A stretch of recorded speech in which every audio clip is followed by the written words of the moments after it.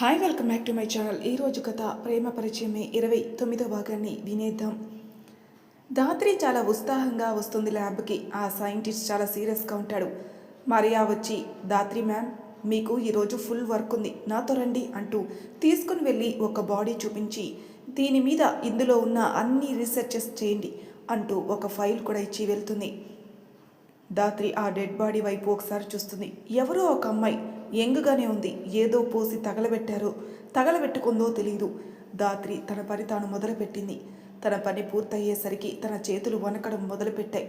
మొదటిసారి ఏదో భయం తనలో కలుగుతుంది. అంతలోనే డోర్ దబేల్మని తెరుచుకుంది. ధాత్రి అటు చూసేసరికి శివరామన్ గారు కనిపిస్తారు. వెంటనే ఫేస్ వాష్ చేసుకోవడానికి వెళ్ళిపోతుంది. తను తిరిగి వచ్చేసరికి వింతగా అక్కడ శౌర్య కూడా కనిపిస్తాడు శివరామన్ గారితో. మొదట షాక్ అవుతుంది. ఆ తర్వాత తనలో ఉన్న భయాన్నంతా మర్చిపోతుంది. శౌర్య శివరామన్ మాట్లాడుకుంటూ ఉండగా ధాత్రి వస్తుంది. శివరామన్ గారు ధాత్రి అనగానే ధాత్రి అలర్ట్గా, సార్, ఆ అమ్మాయిని ఎవరో కావాలని చంపేశారు. తన చర్మంపై విపరీతమైన గాయాలున్నాయి. అంతేకాదు, తన తల నుంచి పాదాల వరకు ఎవరో కావాలని యాసిడ్ పోశారు. అందువల్ల ఇంతలా కాలిపోయింది సార్ ఈ అమ్మాయి అంటుంది. ధాత్రి ఆఖరి మాటలకి శౌర్య తలెత్తి ధాత్రి వైపే చూస్తాడు. ధాత్రి, అవును, చర్మంపై గాయాలు తెలియకూడదని ఇలా చేశారు. ఎంతో నరకం అనుభవించి చనిపోయి ఉంటుంది సార్ తను అంటుంది. శివరామన్ గారు బాధగా తలోపి, శౌర్య, ఈ అమ్మాయి నా ఫ్రెండ్ కూతురు. నిన్న కాల్ చేసి 2 వారాల క్రితం ట్రిప్ అని వెళ్ళిన తను ఇంకా రాలేదని వెతికితే ఇప్పుడు ఈ బాడీ బయటపడిందని చెప్పాడు. ఇది ఆ అమ్మాయిది అని తెలియటానికి కూడా నేను చాలా కష్టపడ్డాను. నేను దీన్ని చిన్నగా తీసుకోదలుచుకోలేదు. అందుకే నేను కాంటాక్ట్ అయ్యాను. ఇది చిన్న విషయమే కాదు సార్. నాకు ఈ అమ్మాయి వాడే ఫోను, ఏటీఎం కార్డ్స్ అండ్ తను చివరి శ్వాస ముందు వరకు వెళ్ళిన ప్లేస్ డీటెయిల్స్ అన్నీ కావాలి. అసలు ట్రిప్పు అంది అంటున్నారు.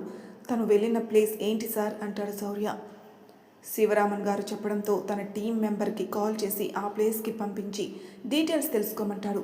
అలాగే శివరామన్ గారితో, ఈ అమ్మాయిని ఇలా చేసిన వాడిని వదలను సార్ అని అంటుంటే, ధాత్రి, ఒక్కరు కాదు శౌర్య, 2.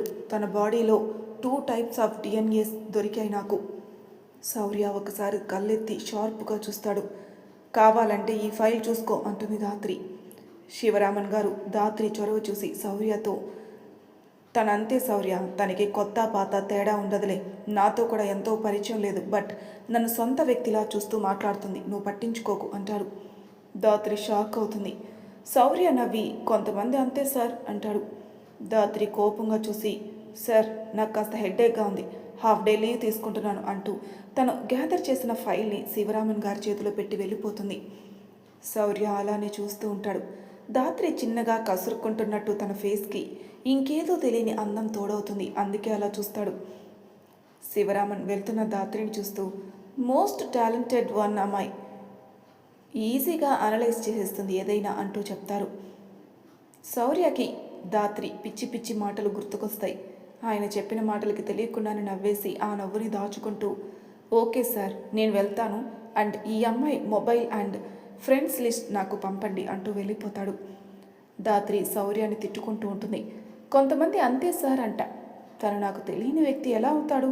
ఆయనలా కొత్త పాత ఉండదు అంటున్నప్పుడు నా వైఫ్ సార్ అని చెప్పకుండా కొంతమంది అంతే సార్ అంటాడా ఈ శౌర్య? నీ పని చెప్తానుండు శౌర్య అంటూ స్కూటీ స్టార్ట్ చేసి ఇంటికి వెళ్తుంది. కానీ ఏం చేయాలో తోచదు. ఎలాగో మొబైల్తో ఈవినింగ్ వరకు గడిపేస్తుంది. ఈవినింగ్ మాధవి గారితో టైం స్పెండ్ చేస్తుంది కాసేపు. వింతగా శౌర్య ఇంటికి రాడు. చాలా లేట్ అవుతుంది, అయినా రాడు. ధాత్రి ఆ కేసులో బిజీ అనుకుని మాధవి గారితో పార్థు గారితో కలిసి బాగా మెక్కేసి గదిలో కూర్చుని ఆలోచిస్తుంది. తనకి శౌర్యతో ఆ గదిలో చాలా జ్ఞాపకాలున్నాయి. వాటిని తలుచుకుంటూ ఫీల్ అవుతున్న తనకి ఏదో ఫీల్ తనతో శౌర్య లేనందుకు. రూమ్ డోర్ వైపు చూస్తూ ఉంది. మళ్ళీ డల్లుగా ఫోన్ వైపు చూస్తుంది, కాల్ అయినా చేస్తాడేమో అని. బట్ శౌర్య ఆ కేసు గురించి ఎంక్వైరీలో ఏమీ పట్టించుకోకుండా ఉంటాడు.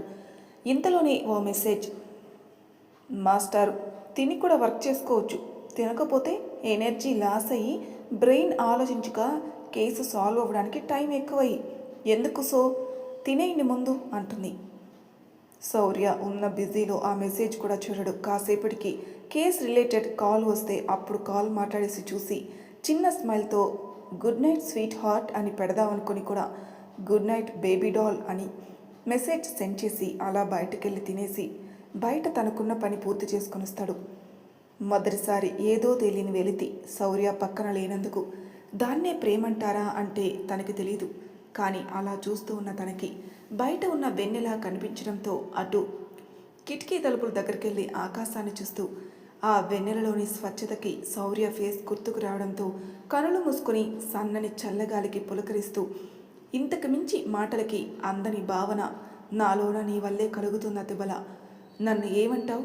బేబీ డాల్ కదా, ఎంత ముద్దుగా పిలుస్తావో, చిన్న ముద్దైనా ఇవ్వచ్చు కదా అనేసి తన చున్నీతో తన ఫేస్ని దాచుకుంటూ అయ్యారే ఈ దాత్రి నీకు ఫిదా అయ్యారే, మరి నువ్వు అంటూ చున్నీ ఫేస్ మీద నుంచి తీసేసుకొని నీ ప్రేమ ఎప్పుడు చెప్తావా తిబల? ఆకాశంలో నెలవంకలా నా ఊహల్లో నిండుకొని ఉన్న నీవు నీ మనసులో నేనున్నానన్న విషయాన్ని నాకెప్పుడు పంపుతావు? చెప్పు. ఇలా తనతో తాను ఎన్నో ఊసులు చెప్పుకుంటూ ఎప్పటికో బెడ్డుపై వాలే నిద్రిస్తుంది. శౌర్య ఆ కేసు ఓ కొలిక్కొచ్చాక ఇంటికొస్తాడు. అప్పటికే తెల్లవారుజాము 4 గంటలవుతుంది. అనుకోకుండా వింతగా దాత్రి బయట గార్డెన్లో కనిపిస్తున్న ఆ సమయంలో నిద్ర నిండి ఉన్న కళ్ళని నలుపుకొని మరీ చూస్తాడు. దాత్రినేనా అక్కడుంది అని. ఈ టైంలో ఇక్కడ ఏం చేస్తుంది అని కంగారుగా దగ్గరికెళ్ళి ఇక్కడున్నావేంటి దాత్రి అంటాడు. నువ్వు లేవు కదా, అందుకే సంచరిస్తున్నా అంటూ ఎటో చూస్తూ చెప్తుంది దాత్రి. శౌర్య ఆశ్చర్యంగా ఏం మాట్లాడుతున్నావు దాత్రి అంటూ తాకబోతాడు. ఇంకెన్నాళ్ళు ఈ అజ్ఞాతం అని మాట పూర్తి చేస్తుండగానే శౌర్య తాకుతాడు. అంతే, చటుక్కున దేహం మాయమై ఏవో రాలినట్టు పడతాయి. శౌర్య దడుచుకుంటాడు. ఏం జరిగిందో అర్థం కాదు. నిద్రమత్తు వదిలిపోతుంది. కళ్ళు నలుపుకొని చూస్తే ఏమీ ఉండదు. ఎదకి తగిలిన గాయం మళ్ళీ రేగితే కలిగే బాధ ఏదో తన గుండె పొరల్లో మేల్కొని తన్ని నిల్చనివ్వకుండా చేస్తుంది. ఏదో తెలియని భావంతో కళ్ళు అంత చేసేసి మోకాళ్ళపై ఒరిగిపోయి చుట్టూ చూస్తాడు. వెంటనే లేచి తన గదికి ఆగా మేఘాల మీద పరిగెడతాడు. తలుపు తీయగానే ఇష్టసఖి ప్రశాంతమైన మోము కనిపించగానే అలసట నిండిన ప్రాణానికి సన్నగా చల్లగాలి తగిలితే కలిగే భావన వర్ణించలేనిది. శౌర్య మనస్థితి కూడా వర్ణించలేనిది. వెంటనే దాత్రిని సమీపించి తన చేతిపై చెయ్యి వేస్తాడు.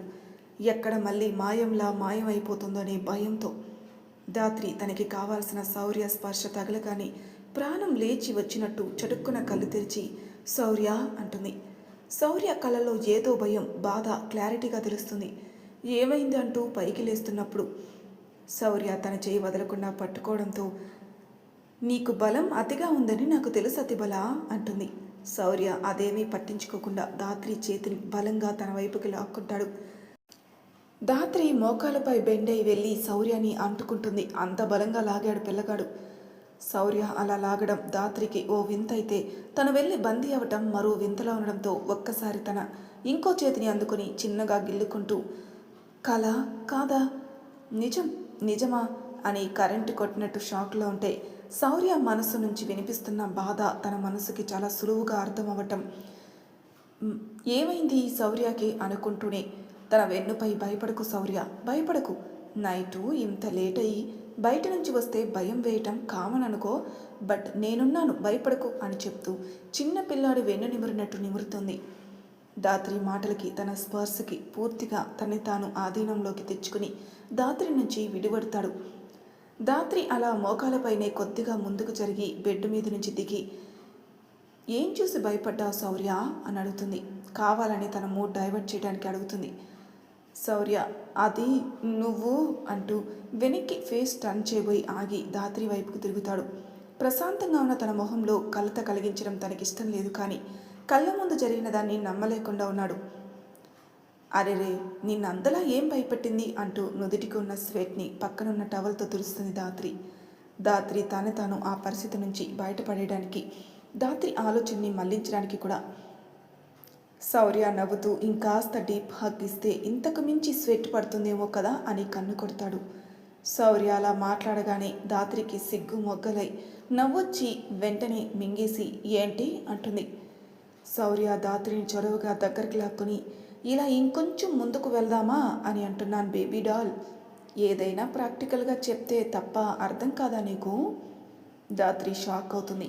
శౌర్య ఏదో ఏడిపించడానికి అన్నాడు అనుకుంది, కానీ తన చేతులు ఇంకాస్త ముందుకు వెళ్ళడంతో మనసులో ప్రపోజ్ చెయ్యవు కానీ ఫీలింగ్స్ పంచుకుంటావా, ఉండు నీ పని చెప్తా అని శౌర్య నడుం మీద గిచ్చుతుంది. అబ్బా రాక్షసి అంటూ వెంటనే దూరం జరుగుతాడు.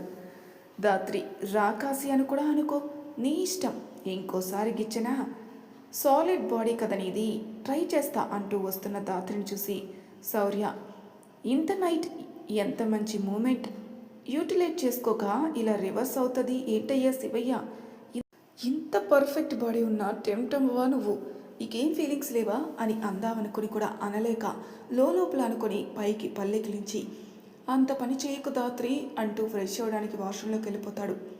ధాత్రి కిచెన్లోకి వెళ్ళి ఫుడ్ తెచ్చి అక్కడ పెట్టి తనకి నిద్రస్తుండడంతో గట్టిగా, శౌర్య ఫుడ్ తెచ్చాను తిను అంటూ అరిచి చెప్పి పడుకుంటుంది.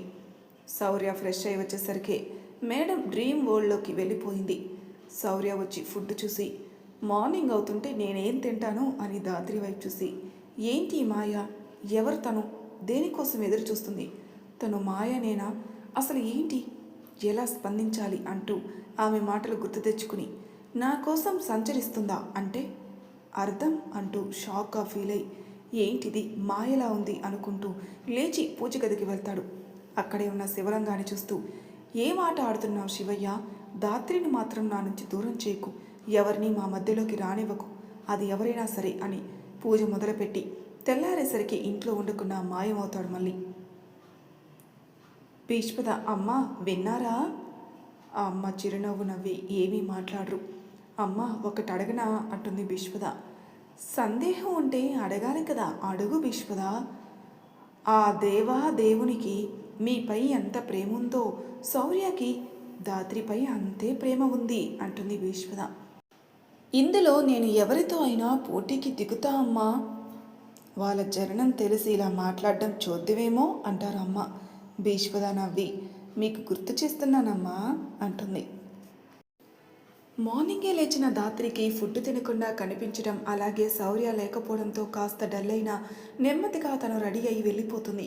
తను వెళ్ళేసరికి శౌర్య అక్కడే ఉంటాడు. అండ్ ఆ అమ్మాయి పేరెంట్స్ ఏమో వాళ్ళు కూడా ఉంటారు, శివరామన్ గారు కూడా ఉంటారు, ఇంకెవరో ఇద్దరు ఉంటారు. ధాత్రి ఒక్కసారిగా వాళ్ళని చూసి ల్యాబ్లోకి వెళ్ళిపోయి తను చేయాలనుకున్న పని మొదలు పెడుతుంది. ఇంతలోనే ఏదో పగిలిన శబ్దాలు రావడంతో బయటకు వస్తుంది. శౌర్య అక్కడున్న ఇద్దరిని గోడకి వేసి బాదుతూ ఉంటాడు. ఆ ఇద్దరి కళ్ళల్లో శౌర్యపై కోపం తప్ప వాళ్ళకి దెబ్బలు తగులుతున్న బాధ ఉండదు. ధాత్రి అది గమనించి చూస్తూ ఉంటుంది. ఒకటి తలకి బాగా బ్లడ్ పోతూ ఉండడం వల్ల శౌర్య వాడిని పక్కకు పడేసి ఇంకొకడిపై అరుస్తూ పిచ్చి పిచ్చిగా కొడుతుంటే, ఇక శౌర్య చేతిలో దెబ్బలు తినలేననుకున్నవాడు, నిజం చెప్తాను సార్, ఏం జరిగిందంటే అని అంటుండగా పక్కన పడి ఉన్నవాడు దగ్గరలో ఉన్న గాజు బీకరం తీసుకుని శౌర్య తల మీదకి విసురుతాడు. అది గమనించిన ధాత్రి వెంటనే అడ్డుగా వెళ్ళి తన ఫేస్కి అడ్డుగా తన చేతుల్ని పెట్టుకుంటుంది. ఇదంతా గమనించిన శౌర్య తన చేతిలో ఉన్నవాడిని వదిలేసి ధాత్రితో సహా పక్కకి టర్న్ అవుతాడు. ఆ గాజు బీకర్ నిజం చెప్పబోతున్న అతనికి తగలటమే కాక అందులో ఉన్న కెమికల్ లిక్విడ్ తన మీద పడుతుంది. ఆ లిక్విడ్ తనకైన గాయాల మీద పడడంతో దాని నొప్పి తట్టుకోలేకపోతాడు. అలాగే శరీరంపై పడ్డ కెమికల్ కొద్దిగా మంటగా, కొద్దిగా చల్లగా, ఇలా వింత వింతగా రుచి చూపిస్తూ వాణ్ణి టార్చర్ చేస్తుంది. శౌర్య వెంటనే ధాత్రిని వదిలి అదే కోపంలో, పిచ్చా అలా అడ్డుగా వచ్చి నిలబడితే అంటూ అరుస్తాడు. శౌర్య కోపం చూసి ధాత్రి ఏమీ మాట్లాడకుండా చిన్నగా తలెత్తి చూసి ఏడు మొహం పెట్టి వెనక్కి తిరిగి వాడి దగ్గరికి వెళ్ళి, శరీరంలో ఓపిక లేనట్టు దెబ్బలు తిన్నావు, పైగా తప్పు చేశావు, అయినా కూడా బ్రతకాలని ఆశ, అది ఎలాంటి బ్రతుకవుతుంది, నువ్వు బ్రతుకుతున్నావు, వీధిలో కుక్క బ్రతుకుతుంది, తేడా ఉండదు కదా అంటూ, ఇలా వెన్ను దెబ్బ తీయకు ఎక్కడా అని చెప్పి తన చేయి చూసుకుని లాగిపెట్టి ఒక్కటి కొట్టి, దమ్ముంటే ఇలా ఎదురుగా నిలబెట్టి కొట్టు సరేనా అంటుంది. వాడు ధాత్రి దెబ్బకి సైలెంట్ అయిపోయి చూస్తూ ఉంటాడు. అంతలోనే 2 పళ్ళు ఊడి చేతిలోకి వస్తాయి. అక్కడున్న వాళ్ళు అంతా కూడా విచిత్రంగా చూస్తారు ధాత్రిని. శౌర్య తన మీద కోపం చూపించడానికి కారణం వాడు విసిరిన గాజు బీకరు, అందుకే వాడి మీద రివెంజ్ తెచ్చుకుంది పాప. అయితే అక్కడ జరిగిన దానికి తనకి ఏమీ సంబంధం లేనట్టు వెళ్ళిపోతుంది కూడా. శౌర్య ధాత్రి పనికి నార్మల్ అయిపోయి ఎట్టకేలకి వాళ్ళ చేత నిజం కక్కిస్తాడు. వాళ్ళిద్దరూ తనకి బెస్ట్ ఫ్రెండ్స్. ఆ ఫ్రెండ్షిప్ తన ఆస్తిని చూసి తనని చూసి చేశారు. అలా ట్రిప్కి వెళ్ళినప్పుడు ఇంకొంతమంది ఫ్రెండ్స్ నుంచి విడిపడి తినొక సర్ప్రైజ్ అంటూ ఒక హోటల్కి తీసుకుని వెళ్తారు. ఆ అమ్మాయి వీళ్ళ నుంచి స్వచ్ఛమైన స్నేహాన్ని మాత్రమే యాక్సెప్ట్ చేసింది. వీళ్ళు మృగాలయ్యారు, తను బలయ్యింది. ఆ తర్వాత అనుమానం రాకుండా తన బాడీపై అలా యాసిడ్ పోసేసి తన బాధని ఆస్వాదిస్తూ తను చనిపోయాక ఓ చోట పడేసి సంబంధం లేనట్టు వెళ్ళిపోయి తనకి ఉన్న అన్ని ఏటీఎంస్ కార్డ్స్ నుంచి మనీ అంతా డ్రా చేసుకుని అక్కడి నుంచి చెక్కేస్తారు ఇద్దరు. ఏటీఎం పిన్ ఎలా తెలుసంటే వీళ్ళు ఆమెకి ఫ్రెండ్స్ కదా, గమనిస్తారు తనని. శౌర్య వాళ్ళు చెప్పింది మాత్రమే కాక ఇంకొన్ని సాక్ష్యాలు సేకరించి ఆ అమ్మాయి పేరెంట్స్కి మీ అమ్మాయికి న్యాయం మాత్రం చేయగలను అని వాళ్ళని తీసుకుని బయలుదేరుతాడు. అలా వెళ్ళేటప్పుడు దాత్రి ఉన్న వైపు చూసి మరీ వెళ్ళిపోతాడు. వాళ్ళిద్దరూ మమ్మల్ని వదిలే మా దగ్గర ఉన్న డబ్బంతా నీకు ఇచ్చేస్తామంటూ ఉన్న శౌర్య వినకుండా వాళ్ళని తీసుకుని వెళ్ళిపోతాడు. అరే మరి వాళ్ళని జైలుకి పంపడా అంటే లేదు, ఓ చోటుకి తీసుకుని వెళ్ళి తన ట్రీట్మెంట్ మొదలు పెడతాడు. ఇద్దరిని కాళ్ళు పైకి కట్టి వేలాడదీసి అలా వదిలేసి వెళ్ళిపోతాడు. అదేమో గాఢాంధకారం, పైగా బోర్లా చూస్తున్న లోకం ఆ ఇద్దరి గుండె గుబేల్మంటూ ఉంటుంది. శౌర్య కేసు క్లోజ్ చేసేస్తాడు, సాక్ష్యాలు లేవని. ఈ విషయం ముందుగానే ఆ అమ్మాయి పేరెంట్స్కి మాత్రం ఇన్ఫామ్ చేస్తాడు. శివరామన్ గారు ఒకే ఆలోచనలో ఉంటారు.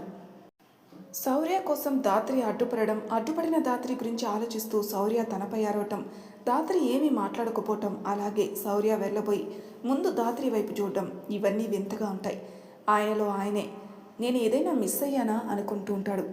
దాత్రి ఈవినింగ్కి ఒక ఫార్ములా ప్రిపేర్ చేసుకుని ఆయన దగ్గరకు వచ్చి ఆ ఫార్ములా గురించి ఆయనతో మాట్లాడుతుంది. ఆయన అంతా విని 1 డేలోనేనా అంటాడు. దాత్రి నవ్వి మీకు ఓకేనా సార్? ఆయన తల ఊపుతాడు. దాత్రి ఎక్సైట్ అవుతూ ఈ ఫార్ములా ప్రిపేర్ అయ్యాక దీని ఫంక్షనింగ్ అంటే హ్యూమన్ బాడీపై ఎలా ఉంటుందో ఎలా తెలుసుకోవడం సార్? రేపు చెప్తాను దాత్రి. థ్యాంక్ యూ సార్, నేను వెళ్ళొస్తాను అంటుంది. శివరామన్ గారు అడుగుదాం అనుకుంటారు కానీ ఎందుకో ఆగిపోయి ఓకే వెళ్ళు, మర్యాద చెప్పు అందరినీ వెళ్ళిపోమని చెప్పానని. దాత్రి డెఫినెట్గా సార్ అంటుంది. శివరామన్ గారు తనని ఒకసారి గమనిస్తారు. కొంతమందికి మాత్రమే సాధ్యం ఎంతటి వారినైనా దాసోహులను చేసుకోవటం, అది దాత్రి కళ్ళకి చిటిక వేసినంత తేలిక. ఈ అమ్మాయిలో ఏదో ఉంది అని ఆలోచిస్తూ ఉంటారు. మరి తర్వాయి భాగంలో ఏం జరుగుతుందో నెక్స్ట్ ఎపిసోడ్లో తెలుసుకుందాం. అంతవరకు నా ఛానల్ సబ్స్క్రైబ్ చేయని వాళ్ళు ప్లీజ్ సబ్స్క్రైబ్ చేసుకోండి, లైక్ చేసి షేర్ చేయండి, మీ అభిప్రాయాలను కామెంట్ రూపంలో తెలియజేయండి. Thank you for listening.